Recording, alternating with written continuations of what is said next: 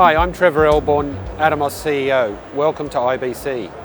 This year at IBC, we've launched a whole bunch of new products in our Ninja and Shogun range, all showcasing ATOMOS 11, which is the evolution of our core operating system. And for ATOMOS 11, we've introduced a whole bunch of new features.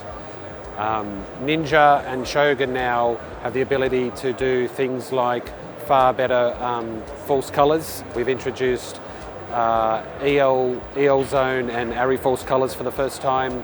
We've got a whole bunch of flexible recording and playback options where you can schedule and playback, and you can schedule recording. We've got improved connectivity features. We've got the latest Wi-Fi 6 and Wi-Fi 6E.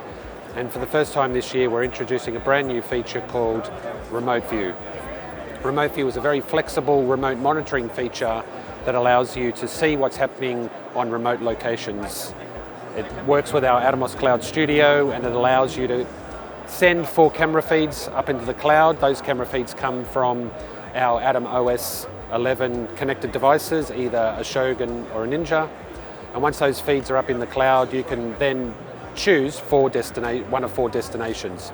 Those destinations can either be one of our connected devices, so again, a Ninja or a Shogun, but they can also be, those monitors can also be iOS devices. So you could have an iPhone or an iPad or an Apple TV as the monitor feed. So that allows you very, very flexible monitoring options whereby people remote to the set can have a look at what's happening on set, either on one of our devices or on an Apple TV or an iPad. Very flexible options. You can organize things as a 4-up quad view. You can have a look at cameras side by side. You can isolate cameras individually.